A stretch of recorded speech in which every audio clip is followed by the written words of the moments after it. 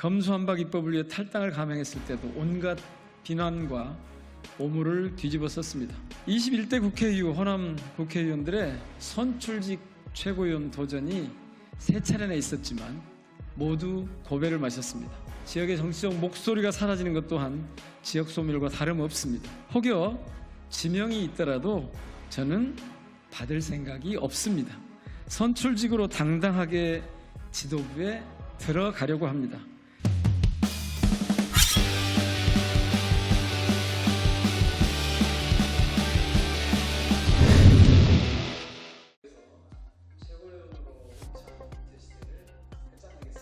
호남 정신으로 윤석열 검찰 독재 시대를 끝장내겠습니다. 존경하는 주권자 시민 여러분, 사랑하는 당원 동지 여러분, 민형대입니다. 더불어민주당 전당대회 열기가 꽤 뜨겁습니다. 저는 오늘 마지막 지지 호소를 위해서 이 자리에 섰습니다. 저를 포함한 최고위원 후보 8명은 시민 여러분과 당원들의 마음을 얻기 위해서 경쟁을 펼치고 있습니다. 7월 20일 제주를 시작으로 하루도 쉬지 않고 여기까지 달려왔습니다. 아낌없는 사랑을 받고 있다는 느낌이 참 좋습니다. 저는 정치검찰 해체와 윤석열 정권 퇴출을 목표로 최고위원 선거에 출마했습니다. 오직 검찰 독재 정권 퇴출이라는 한 길만을 걸어왔기 때문입니다. 21대 국회 때에는 검찰 수사권을 축소하는 입법을 완성하기 위해 탈당까지 감행했습니다. 당시에는 또 드물게 윤석열 검찰총장 탄핵을 주장했고 최근에는 검사 4명에 대한 탄핵 소추를 발의했습니다. 22대 국회 개원 이후에 2달 동안 정치검찰의 잘못을 밝히기 위한 기자회견과 브리핑 그리고 대책회의를 무려 70번 정도 가졌습니다. 지금은 검찰 해체 법안을 만들고 있습니다. 아주 힘들고 고독할 때도 있었습니다. 지난 21대 국회 내내 대다수 언론은 검찰개혁을 외면했고 저를 공격이 됐습니다. 검수완박 입법을 위해 탈당을 감행했을 때도 온갖 비난과 오물을 뒤집어 썼습니다. 그런데 그래도 광주 시민들은 저를 지지해 주셨습니다. 또 이재명 대표는 정치검찰과 싸운 민영배의 탈당의 가치를 알고 복당시켰습니다. 광주 시민들께서는 지난 22대 총선에서 민영배를 당선시켜서 다시 한번 제 행위가 광주 시민들의 지지를 받고 있음을 확인시켜 주셨습니다. 이번 최고위원 선거에서는 저의 열정과 진심을 인정해 주신 당원 동지들이 제 손을 잡고 지금 지지를 해주고 계십니다. 최고위원 선거에 출마한 이유는 또 하나 있습니다. 호남 정치의 열정과 지혜를 민주당에 투영시키기 위함입니다. 더불어민주당에서 호남은 크게 2가지 의미를 갖고 있습니다. 첫 번째는 호남은 민주당에서 가장 많은 지분을 가진 대주주이자 민주당의 근거지입니다. 이러한 위상에 맞는 대표성이 필요하다고 봅니다. 두 번째, 호남은 지역이라는 대표성을 가집니다. 수도권이 아닌 여러 지방들을 의미합니다. 우리 사회의 낡고 사악한 것들을 몰아내고자 하는 주권자의 의지를 뜻하는 것이기도 합니다. 이 두 속성을 가장 순도 높게 지니고 있다는 뜻을 담아서 호남 정치를 저는 강조하는 것입니다. 최고위원 후보 8명 가운데 7명이 수도권에 지역구를 두고 있습니다. 유일한 비수도권 지역 후보는 민형대 한 사람뿐입니다. 21대 국회 이후 호남 국회의원들의 선출직 최고위원 도전이 3차례나 있었지만 모두 고배를 마셨습니다. 가장 많은 당원이 활동하고 있는 호남 후보가 고배를 마신다는 건 지방 전체의 소외를 뜻하기도 합니다. 이른바 지역 소멸은 지역의 인구만을 뜻하지 않습니다.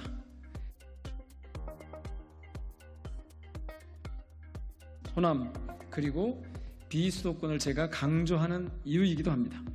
호남 당원들은 비수도권 광주 출신 민형배에게 압도적 지지를 보내주셨습니다. 전국 여러 지역들의 요청을 대변하고 윤석열 검찰 독재 정권을 퇴출하라 하는 뜻임을 저는 잘 알고 있습니다. 그래서 광주와 전남에서 당원대회에서 저를 1등으로 밀어주셨습니다. 정말 고맙습니다.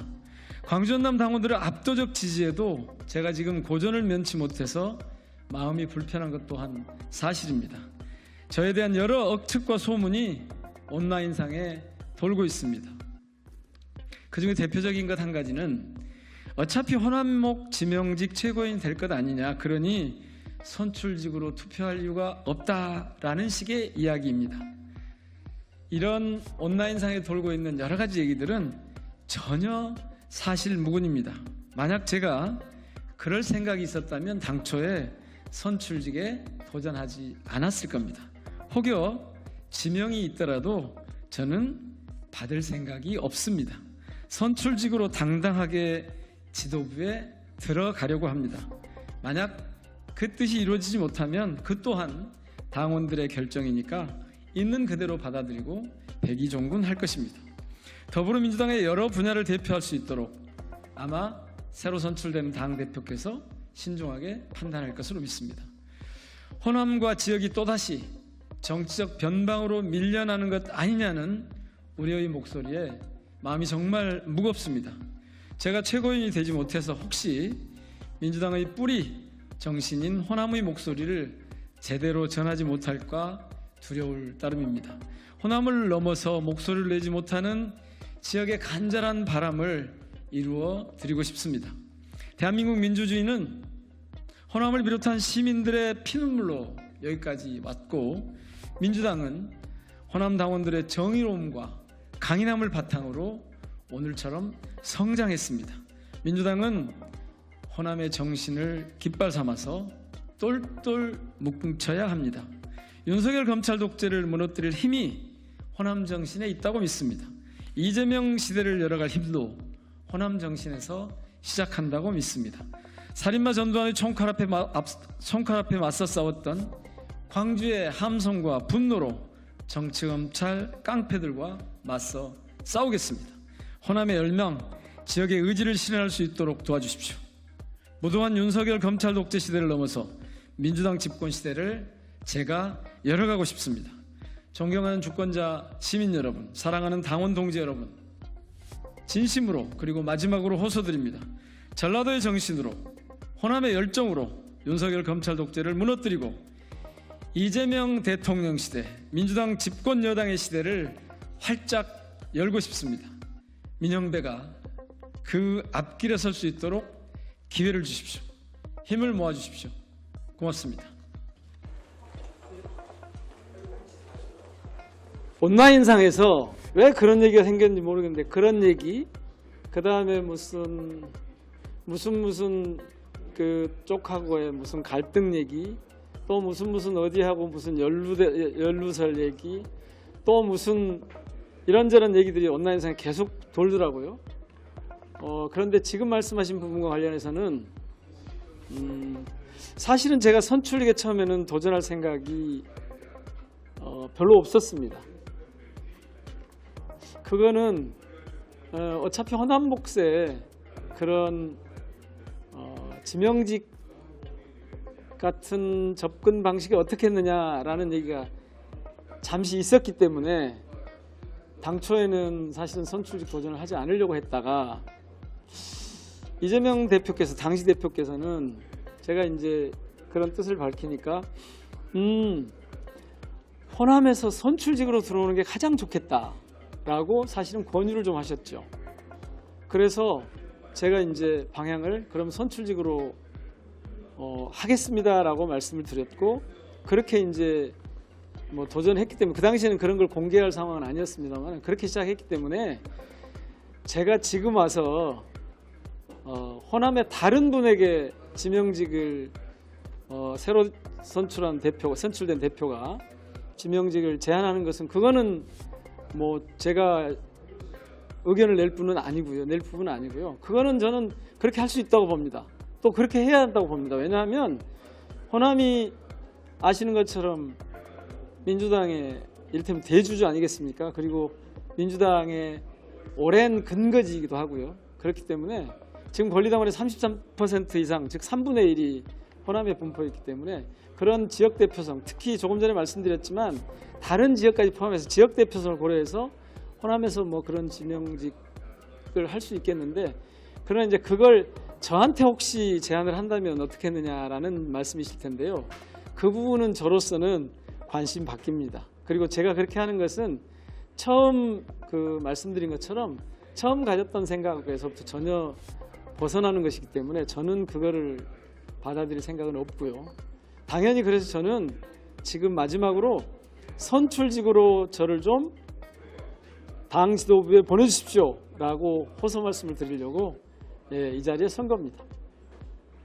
명백하게 좀 뭔가 좀 심각한 착각을 좀 하고 있었던 게 아닌가 싶습니다. 제가 보기에는 선거 전략으로 그걸 가지고 나온 것 같거든요. 뭔가 좀 조급함이 있었거나 선거 전략으로 가지고 나온 것 같은데, 그 선거 전략의 핵심은 아마 그 이전에 제기됐던 뒷담화에 대한 그런 논란을 좀 불식해 보려고 가지고 나온 그런 작전인 것 같은데, 선거 전략인 것 같은데, 제가 보기에는 다른 그 무엇보다도 명파리 무리들이라고 하는 언어 자체가 매우 불순합니다. 그리고 매우 부적절합니다. 지금 민주당 전당대회를 일극체전이 명심 경쟁이니 하는, 하물며 이재명 팔이라고 하는 이런 표현들은 저희 당에서 쓰는 언어가 아닙니다. 상대방에서 저희 진영을 공격할 때 쓰는 언어입니다. 그런 점에서 보면 이 언어의 사용은 매우 부적절하고 당에 오히려 내부 총질처럼 여겨질 수가 있고, 밖에서 볼 때도 마치 내부 분열이라도 있는 것처럼 그렇게 오해를 불러일으킬 수 있기 때문에 매우 부적절한 언어 사용이었다고 여겨집니다. 특히 그렇게 명심팔이니 명심경쟁이니 일극체전이 하는 표현들은 사실은 제가 볼 때는 두려움의 표현이라고 봅니다. 무슨 말씀이냐 하면, 요즘처럼 민주당이 이렇게 단일 대우로, 강력한 단일 대우를 꾸린 적이 없었습니다. 저희가 강력한 단일 대우를 꾸리고 투쟁력을 높여간다는 것은 상대방한테는 위협입니다. 위협 요소입니다. 그래서 자꾸 그런 단일 대우가 꾸려지는 것에 대한 방해로 그런 언어를 사용해서 공격을 해왔던 것인데, 지금은 민주당의 이재명이 됐습니다. 그런데 그렇게 공격하는 사람들은 이재명의 민주당이라고, 그래서 사당화라고 공격합니다. 아주 엉뚱한, 앞뒤가 맞지 않는 아주 천박한 그런 공격 논리입니다. 정치적 공격 논리입니다. 지금 민주당은 이재명의 민주당이 아닙니다. 민주당의 이재명입니다. 왜냐하면 당심이 지금 이재명 대표를 당심이 밀어 올리고 세우고 있는 과정입니다. 지금 보셨겠지만 경쟁자가 있다고 해도 거의 90% 가까운 그런 지지율로 당원들이 대표를 만들려고 한다는 것은 당심이 그렇게 가고 있다는 뜻입니다. 당심이 지금 하나로 똘똘 뭉쳐 있다는 뜻입니다. 왜 그러겠습니까? 이것은 국힘이나 윤석열 정권이 워낙 국정을 못하고 있기 때문에, 국정 파탄이 됐기 때문에, 그래서 대한민국이 위기 상황으로 치닫고 있기 때문에 이 위기를 극복하기 위해서는 민주당이 하나로 강력한 단일 대우를 구축해야 한다. 이런 맥락에서 지금 나타나고 있는 현상입니다.